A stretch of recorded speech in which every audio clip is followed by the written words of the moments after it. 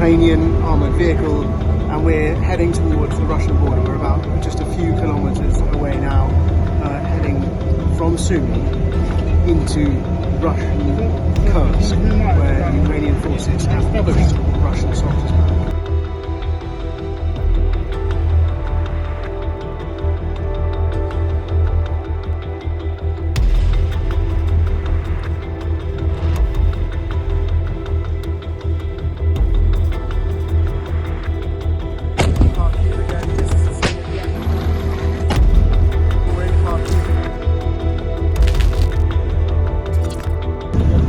This is it. We've arrived in Suja with disembarking the armoured vehicle inside Russia.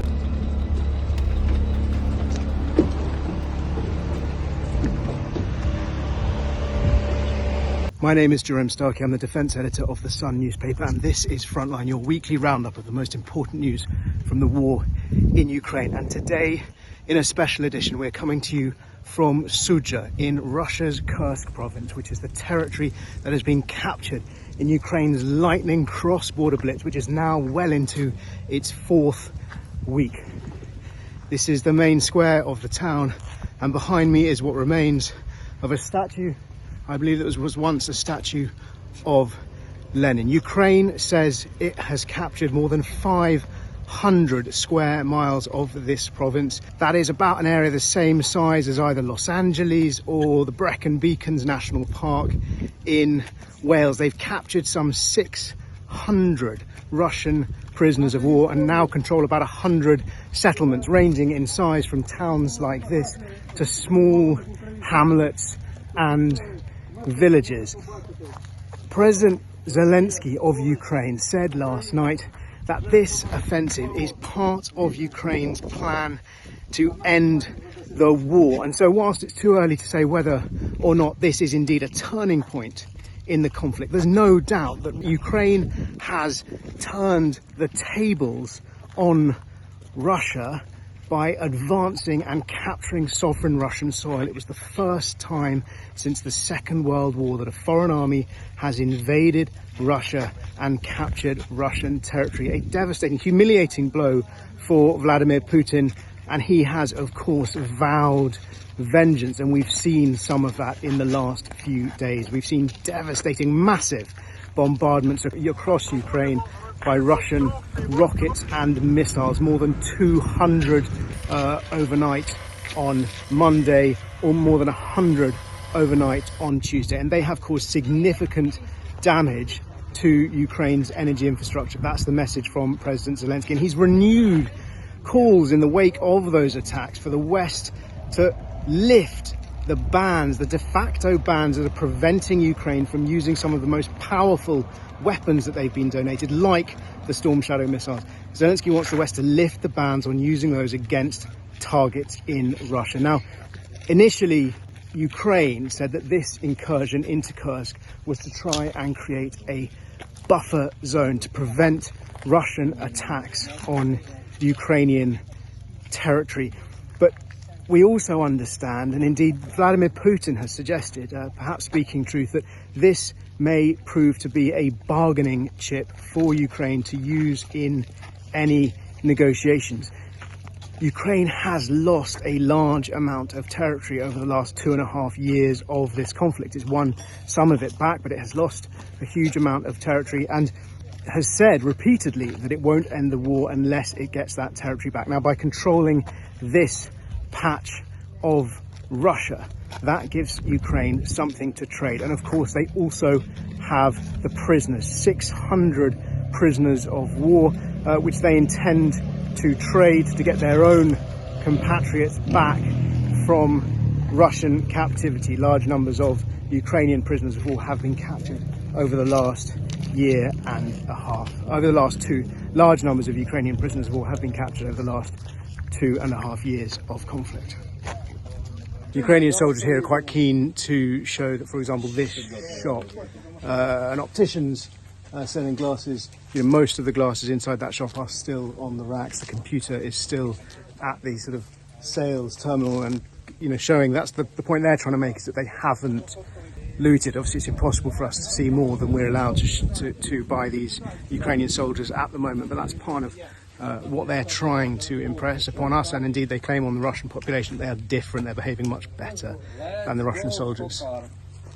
Over my shoulder is the Ukrainian flag flying here, and this is what used to be what is referred to as a palace of culture, effectively a bit like a town hall, but often they include theatres, and it's clearly been hammered in the fighting in Ukraine's invasion, and signs of that fighting are all around, not just here, but indeed in buildings further away as well. But what was really striking on the drive in here was actually how few buildings appeared to have been destroyed, how few homes on the road from Ukraine to Suja bore the scorch marks or the shell craters and the holes of conflict that we've seen in so many of the other towns. And that is really a reflection of the speed with which Ukraine invaded, and indeed the Russian soldiers fled. They were caught unprepared. Many of the people guarding the frontier were border guards and conscripts,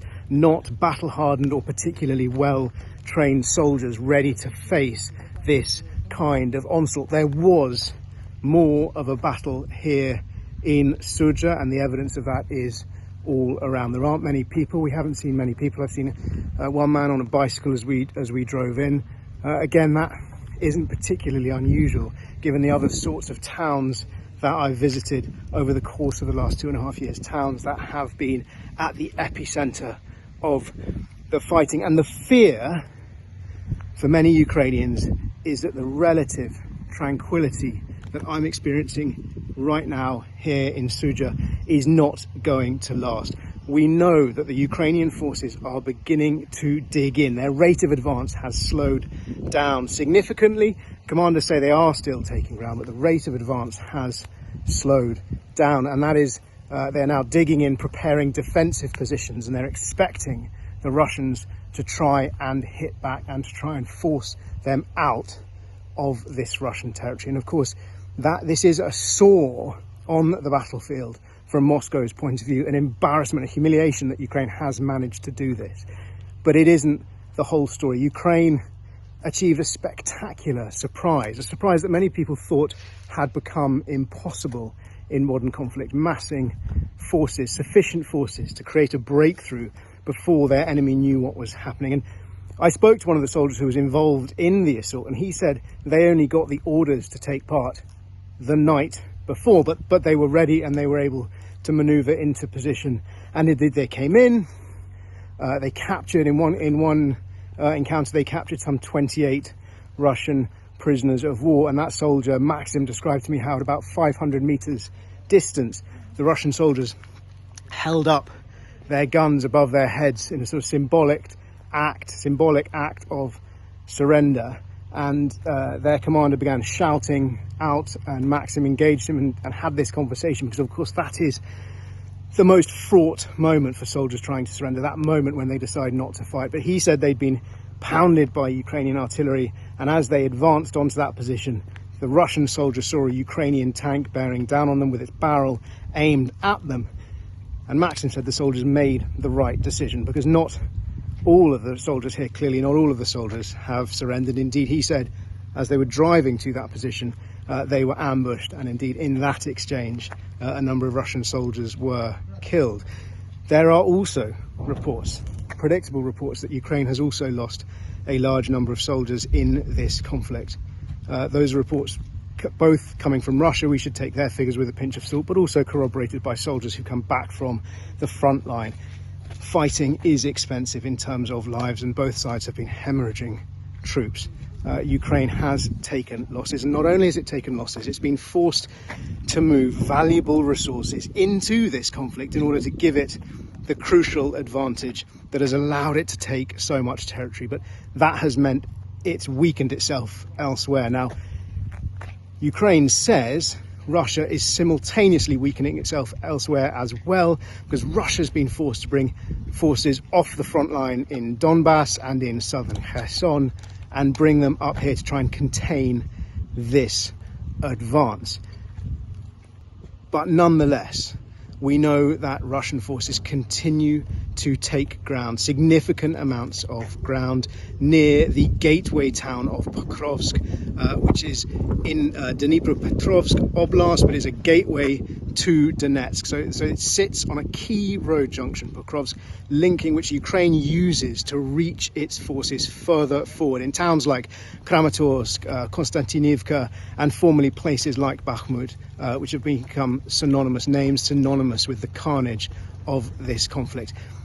If Ukraine loses Pakrovsk, then clearly other towns in eastern Donbass will be put in even greater jeopardy. Now, some analysts suggesting that any fight for Pakrovsk would be another sort of meat grinder urban assault like we saw in Bakhmut, so that actually Ukraine would force Russia to advance slowly, street by street, inch by inch, paying that huge price in terms of men and material. But it's not at that stage yet. There's still about 10 kilometers between the most forward Russian troops and the edge of that town. But clearly that's something we're watching very, very closely while Ukraine advances and cements its hold here in Suja. We wait to see what Russia, or how Ukraine manages to slow or halt Russia's advances in Pakrovsk.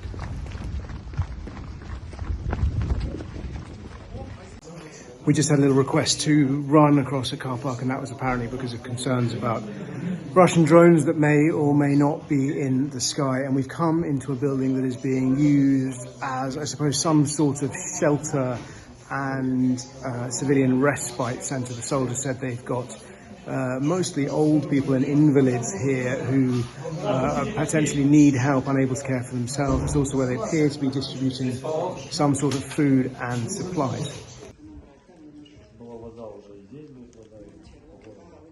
So, Juliana, why did you come to this place? Because it is the most safely place in Suja, but records are around this place. More and more? Yeah, more and more dangerous. I never thought that whole world would...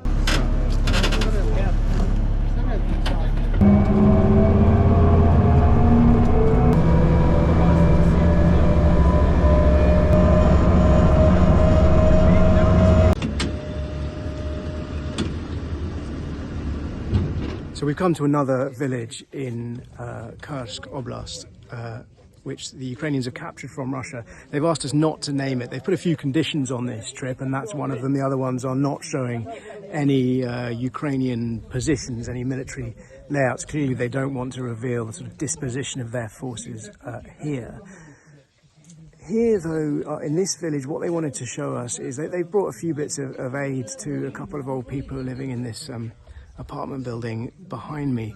But actually what they wanted to do was to show them a video, a film of what happened in Ukraine over the last 2.5 years. And it's quite a weird exercise. There are two elderly people, an old man and an old woman, sitting on a bench watching a film showing Russian atrocities in Ukraine. But the fact that Ukraine feels it needs to do this while it holds this territory to get that message through to ordinary Russians about what happened on its soil, in many ways in their name, is a reflection perhaps of the information chokehold that Russia has in many instances over ordinary people. They're not aware of what was going on. At least Ukraine feels they can't have been aware of what was going on just a few miles away on the other side of the border. And indeed, one of the things we've noticed from talking to people here on this visit to Suja and Kursk, that's under the Ukrainian control, is that the Russians who have stayed behind, they really didn't think about the war that was happening just a few miles away. It wasn't part of their lives, it wasn't part of their concerns, even though literally just a few miles across that border, Russia has been unleashing hundreds, thousands, tens of thousands, in fact, over the last 2.5 years, missiles and drones, killing countless tens of thousands of soldiers and civilians. President Zelensky has confirmed that Ukraine has used its F-16s for the first time in conflict, or at least he's confirmed, it's the first time he's confirmed that they have been used. We know he confirmed they arrived at the beginning of August. Now he said that they were used, and they were used in the last couple of days during those massive Russian missile bombardments. He said they helped to shoot down some of the Russian missiles. We know that on the first of those huge strikes, Russia launched over 200 missiles and drones, including 100 missiles. That's a huge quantity. The second night, it was about 9 missiles, I think, and 90 drones. And President Zelensky said that those F-16 Fighting Falcons, the first of which have come from the Netherlands and Denmark, were used. That's obviously been something we've been tracking on Frontline for a very long time. 4 allies, including the Netherlands, Denmark, Norway, have pledged to send over 90 of these jets in total. It's not clear how many of them have arrived, and we've had a number of discussions about whether or not we think they'll be game changers. Clearly, they can make a difference, but as we predicted, they're likely to be used to bolster Ukraine's air defences, so for air-to-air engagements, for shooting down missiles and weapons attacking Ukraine, rather than at this stage any suggestions that they'll be used to sort of ground support or to hit Russian targets, long-range Russian targets on the land. The aircraft can be fitted with air-to-air and air-to-ground missiles. At the moment, it seems that their role is air-to-air air defence. And we're now back in Ukraine. A few things from the last week that I wanted to include in this update. Firstly, the blaze at an oil refinery in Rostov. Ukraine continues to hit Russia's oil storage sites, and there's been spectacular footage of that refinery in Kamensk district ablaze, and of course that comes after a similar strike against another Russian oil refinery also in Rostov in Proletarsk. This part of Ukraine's campaign to limit, cripple, destroy Russia's ability to prosecute this war, making it unable to fuel its forces. And we saw that also in what we talked about, the strike last week against the ferry that was at a port near Kursk, a ferry loaded with oil. I also wanted to talk about 2 strikes this week that have taken place against hotels in Ukraine, part of a long-running sort of Russian sub-campaign really hitting hotels, particularly hitting hotels that we're aware of, because the hotels that are used by journalists. And at least one of these cases in Kramatorsk, a British colleague, a British security advisor, Ryan Evans, who was working for the Reuters news agency, tragically he was killed in that strike in Kramatorsk. 2 of his Reuters colleagues injured. A reminder to everyone, the risks that everybody in Ukraine faces, because Russian missiles can and have reached every corner of this country. But in a sign of how Ukraine is trying to hit back, the final thing I'm going to mention before we get on to questions is what President Zelensky has announced this week about new Ukrainian weapons. First, he talked about the first combat use of a Palyanitsa rocket drone. That word is significant. I'm not sure if I have pronounced it correctly, but Palyanitsa is a word that Ukrainians use because it's a word Russians find hard to pronounce. And in the early days of this conflict, when fears about saboteurs abounded, it was almost like a test that Ukrainians could use to check whether somebody was Ukrainian or Russian. Zelensky has said this rocket drone, they've released a picture of it. Whether or not that is a detailed picture of what it really looks like, we're not sure. They've said this was designed to hit and destroy Russia's offensive capability. So that is an indication really that it's a long-range weapon, most likely going to be used to hit critical military infrastructure. I would suspect most likely air bases, runways, and indeed possibly aircraft and weapons storage sites that Russia is using for these massive missile bombardments which we've endured here in Ukraine this week. And Zelensky also said in a separate announcement that Ukraine has successfully test-fired a new ballistic weapon which has been designed and built in Ukraine over the last 18 months. So both of these significant developments and indications of how Ukraine is trying to become as self-sufficient as it can. Clearly it remains enormously reliant on donations of Western weapons and munitions, technology and supplies, and that will continue. But there is a two-pronged approach here in Ukraine, both Western donations and what Ukraine can produce on its own. As ever, if you're watching on YouTube and you have any questions, please do ask them in the comments below, and I will do my best to answer as many as I can next week, or if I can't do that, I'll get into the comments myself and answer some of them there. Question number one, why is there still a 10-to-1 shell shortage in Ukraine? So that's the suggestion that we've heard from the Ukrainian military, that Russia is firing 10 shells to every one that they can fire back. And this is predominantly a supply issue. There are some suggestions, which I cannot corroborate, that perhaps Ukraine is deliberately firing fewer shells because it's trying to stockpile them for something in the future. As far as I'm aware, that is just pure speculation. Predominantly, this is a challenge Ukraine has faced throughout the conflict, which is based on supply. Russia has bigger resources, deeper stockpiles behind it, and of course Moscow's been able to tap into supplies from North Korea, particularly huge volumes of dumb artillery shells, but those are the munitions that are used perhaps the most across the front line. Linked into this question, others of you are asking, why can Europe not supply enough shells, Europe and NATO allies supply enough shells to Ukraine?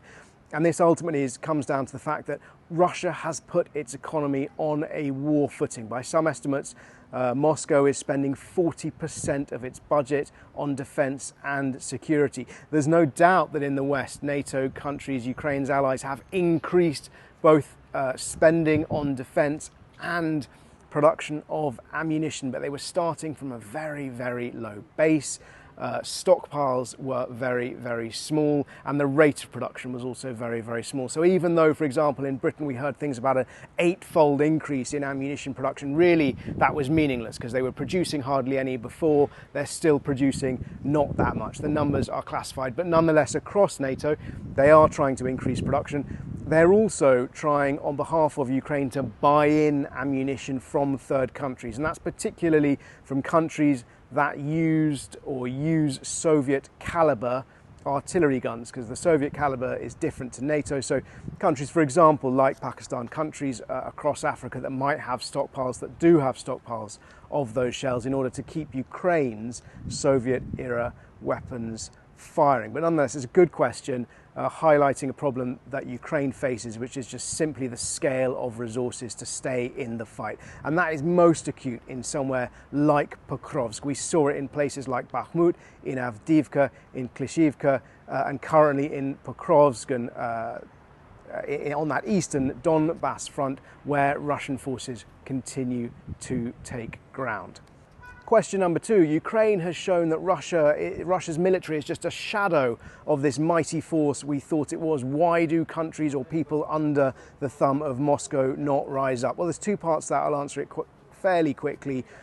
Ukraine has shown that Russia's military is not this all-powerful force that many believed it was before the war, but nonetheless it is still not a force that can be discounted, and we're seeing that on a daily basis, because whilst Vladimir Putin's ambition of a 3-day conflict to conquer this country have proven spectacularly over-optimistic and flawed, Russia is still in the fight, and Ukrainian civilians and Ukrainian soldiers are paying a heavy price with lives and devastation and destruction to their homes and livelihoods as a result. The second part of that question, why are people not rising up? Well, I'm not sure which people you're necessarily thinking of, but I would say that from our recent trip to Russia, to Kursk province, there was a sort of sense we picked up from just the handful of people we were able to speak to, almost a sense of indifference, not just to global affairs, but to domestic affairs. A sense that their lives are what they are, that they're cut off from those decisions made in Moscow, and no real sort of sense of political engagement. Of course, I can't, speak for everyone or really understand popular sentiment across Russia based on those handful of conversations, but that is what we picked up in Kursk. Question number three was, will Russians revolt? I think perhaps we've answered that in the answer to question number two. We haven't seen, beyond Yevgeny Prigozhin, the late Wagner mercenary boss, is sort of mad tilt at Moscow. We haven't seen any signs, any indications that there's going to be anything like a revolt in Russia. Question number 4, is Ukraine going to capture the Kursk nuclear power plant? And would that give them a bargaining chip? There was some speculation that that was Ukraine's objective with this lightning cross-border raid into Russian territory. It looks unlikely at the moment. Ukraine says it's got those 1,300 square kilometers of Russian territory, but the rate of advance has slowed, and Ukraine has not captured, is not close to capturing either Kursk, the regional capital, or indeed the power plant that shares its name. So that seems highly unlikely. Next question, why the limit on the range of Western weapons that Ukraine can use against Russia? Quite simply, it is fear of escalation.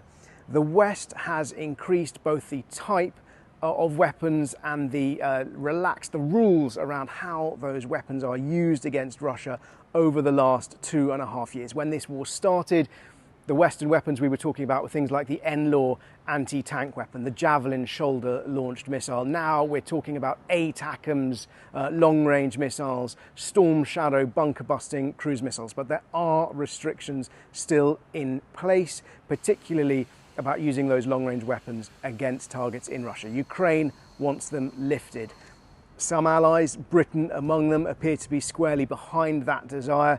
Britain has said as a matter of policy that Ukraine absolutely has the right to defend itself, and to defend itself by hitting strategic military targets inside Russia. But there appears to be, at the moment, reticence in Washington, particularly about using weapons like Storm Shadow and ATACMS against targets in Russia.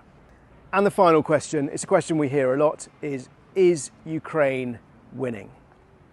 I'm going to answer it the way I've answered it before. Russia is continuing to take ground in the east, and that Russia has had a lot of momentum in this conflict over the course of this year.